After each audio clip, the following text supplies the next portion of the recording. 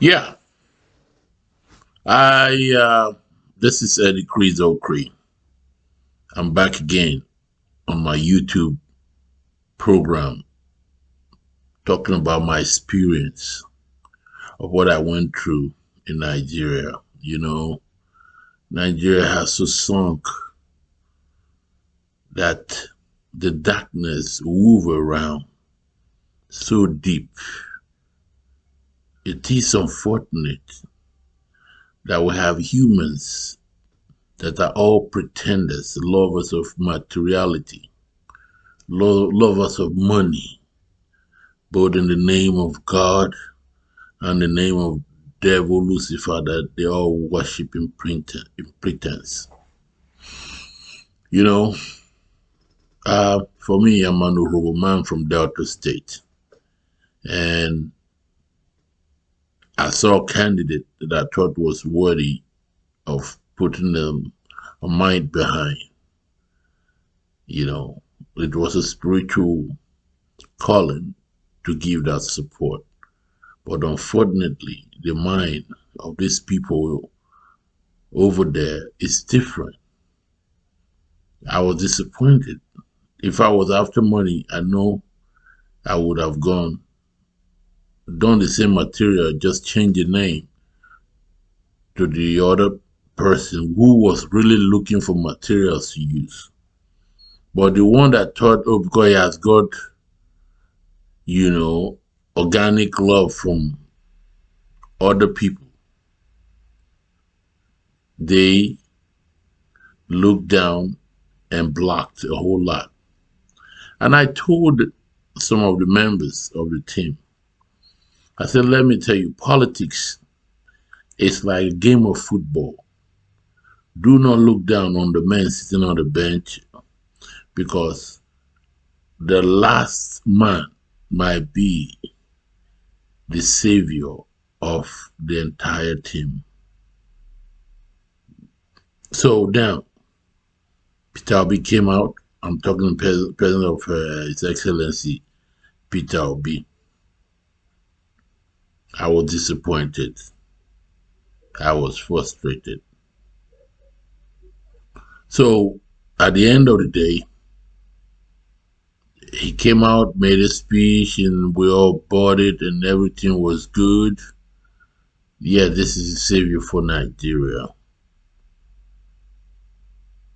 Sincerely, yeah, it should be because of his past record in his state, Anambra State.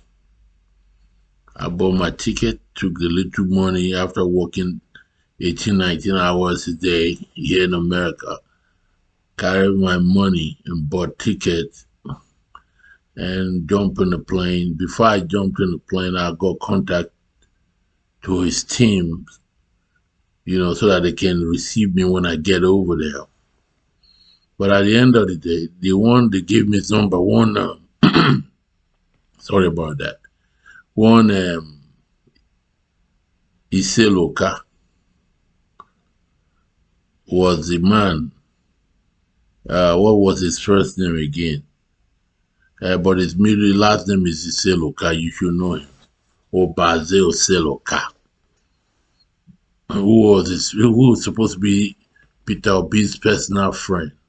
And the problem was that he surrounded himself with a couple of his personal friends that are actually running the Labour Party in charge of this, that. These guys have not done national campaign before.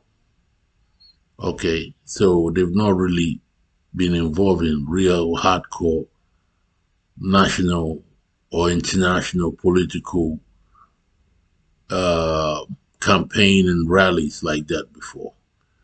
And they think they're all pros. They see you, they acting like thugs. I was looking at all of them.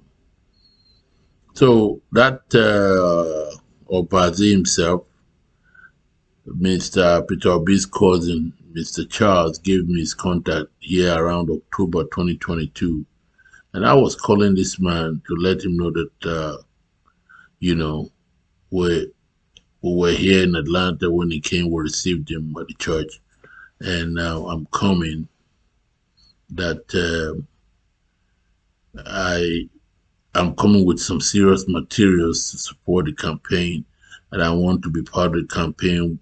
Have massive ideas, man. I have massive. When I say massive ideas, I was going to create what they call the campaign engine room, where you mobilize like a real military, kind of ideological, that was what I was going to give to the Labour Party.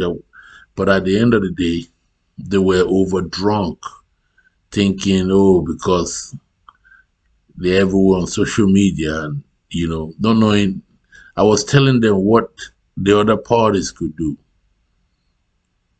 And they think with just the PVC alone, it's going to be, it's going to be a win-win. No. So after how many months of trying to reach this up by himself, I ended up not getting hold of him till I traveled November 20th of 2022. From that 20th, after I arrived 21st, was calling this man through almost the 15th of January. Then he finally picked up. Yes, where are you? How can you find your way to Abuja? It's okay. Fine, if I get to Abuja, where am I going to stay, sir? How do I get there? Oh, okay, let me talk to my people. I'll get back to you. I never heard from that nigga again. That nigga just blocked my line. I was surprised, but I have still kept up. So luckily, the same Mr. Charles, who's Peter Obi's cousin, gave me the number to two other friends of His Excellency Peter Obi to send text to them. So I sent a lengthy text about my experience. And meanwhile, I've already recorded 3 radio jingles and 2 TV commercials, did all the video, everything, spent over 4 million already, preparing these materials, so that they can invite me to Abuja, we can do all these things. I didn't hear from Ubaze again. It was this his personal friend, Mr. Benji Uba, that finally called me back. Oh, my friend, sorry, I've heard your story. Blase, blase, blase. Okay, we're trying to get you to link up with the campaign coordinator that will put you on the list so that you can go on rally. He's going to call you. And truth be told, he called me about a few hours later. Where are you? I mean, that one, it's Clement LOS. It was sounding like a real talk. Where are you? Are you have one to buy ticket now? And meet us in Uyo. Then after from Uyo, we'll do this last before Christmas rally. Then after that, we'll meet in Abuja. We'll go from there. I said, okay, no problem. I said, okay, if you fly to Uyo, no problem. I bought my ticket with Airpeace, jump in a plane for them to receive me in Uyo. I got to Uyo. The lady that was supposed to come pick me up didn't come till maybe around 2 o'clock when His Excellency Peter Obi arrived there too that same day. From morning, I woke up 5 a.m. in the morning. I got to Uyo around maybe 8 or 9 in the morning. About 9:10 because the flight didn't leave on time. So at the end of the day, stayed there till 2 something before I joined them. It was zig. Talk to this one. Okay, nobody want to listen. Move. These are the material. Even look at the material that I did. They don't want to look at that. What kind of people are this? You talk to them, they sound like they know it all. They're all master of it all. I like.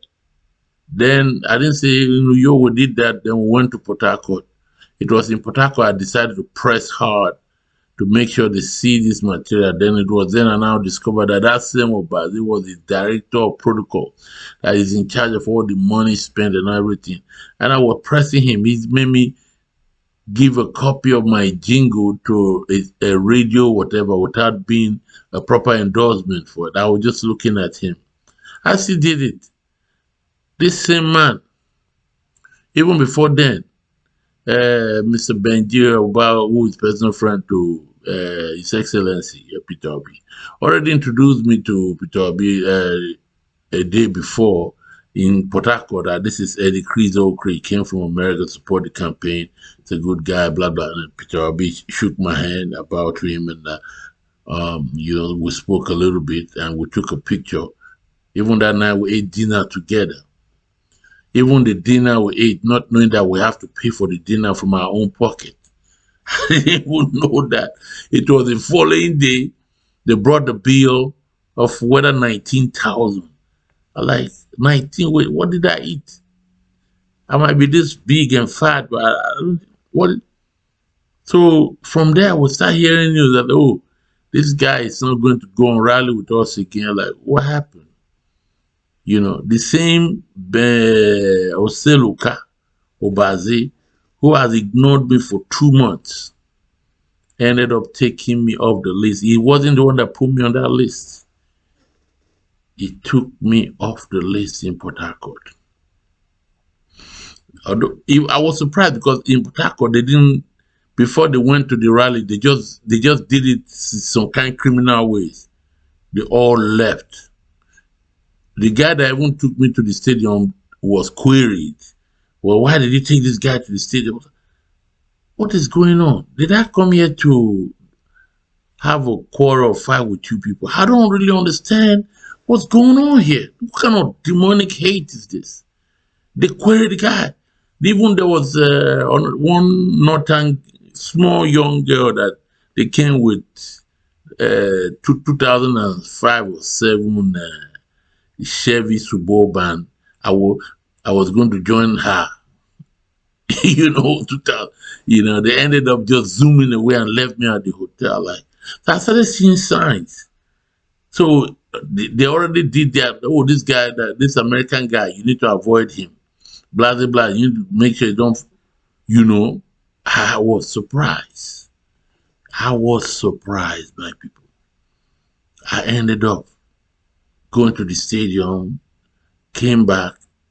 Even Wike, Governor Wike, supported the rally, he was donated the stadium and gave them some vehicles. The rallies where I went was not really organized because it was a die-minute arrangement. How do you do rallies like that?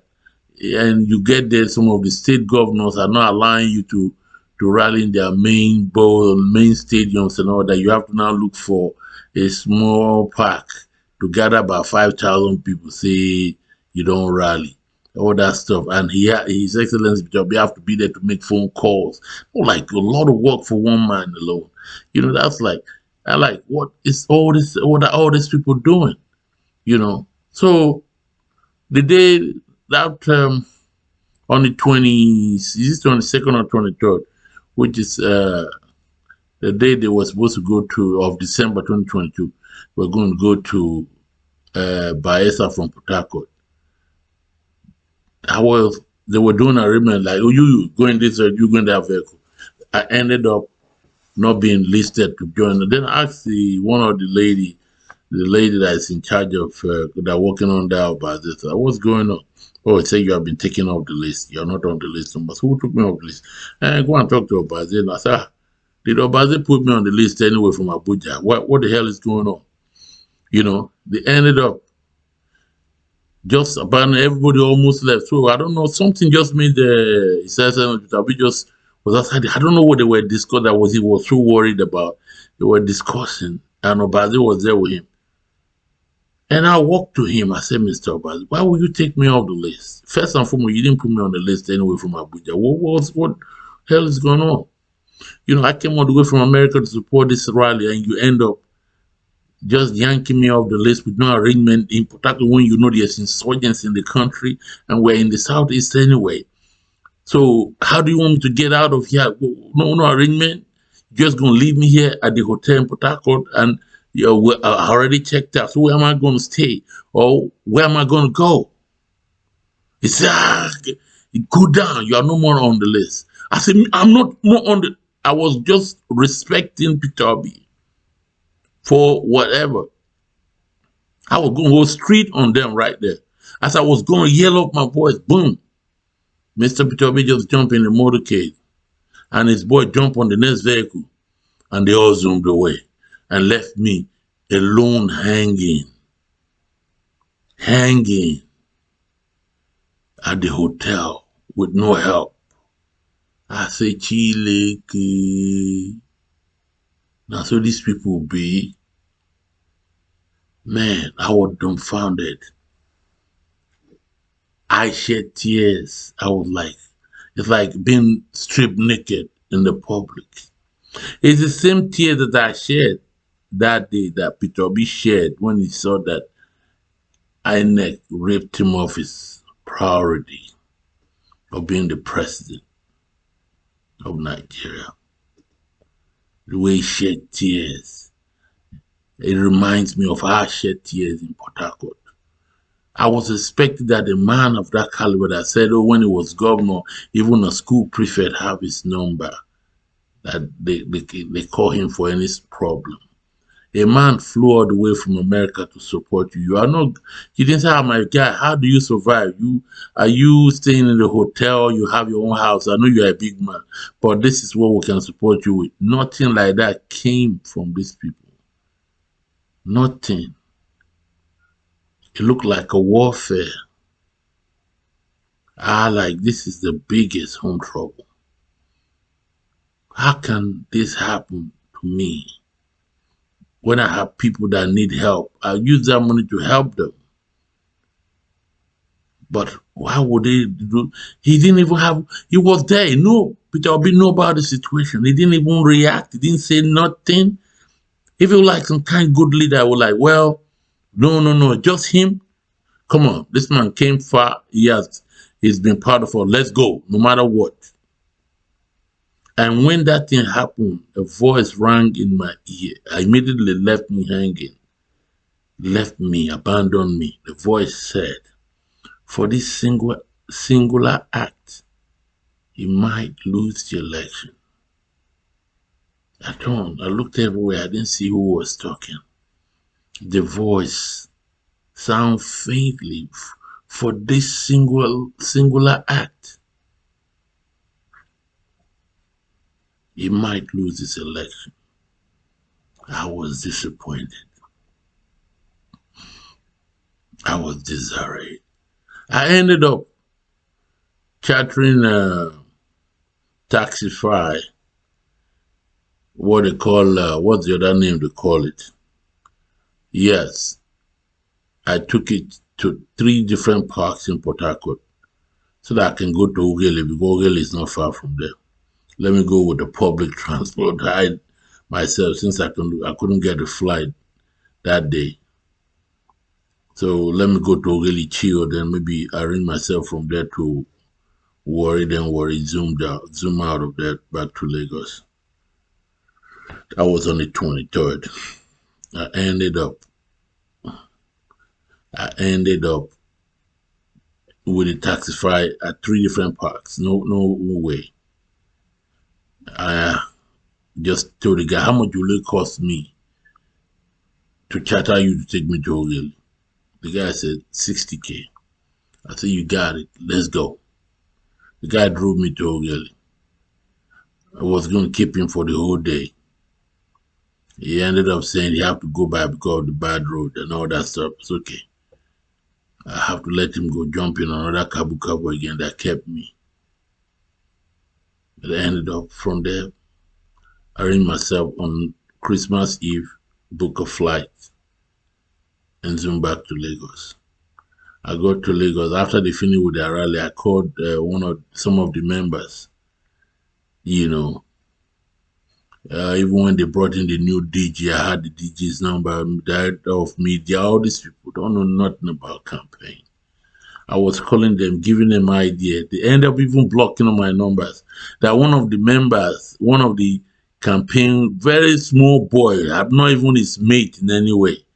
I was telling him, I said, look, I paid a lot of dues to come here. I came all the way from America to do this, from the United States. So don't say that. Why are you always saying that? That word alone is absurd. What? I say, that's an insult. If I were, as an Urubu man, if I was campaigning to be president of Nigeria with Peter Obi as an Igbo man, buy ticket with his own money from America to come support me. He would not, without knowing me. I don't know Mr. Peter B from no other, but I just loved his approach to life and everything, the change he was going to bring. But I was hurt. And that's why it's not everybody that you offend. I'm a human I'm a human spirit, but in a human cloth right now. That's why whatever I go through, don't laugh at me. Because those that are laughing at me feel really engulfed in danger and badness of life.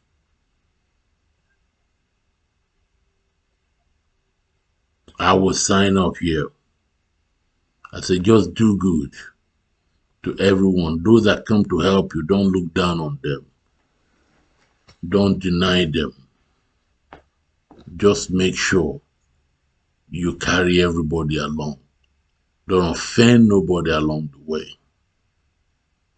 If anybody tried, you see that somebody's being abused or being rejected, make sure you correct their abnormalities before moving on. I wish you all good luck.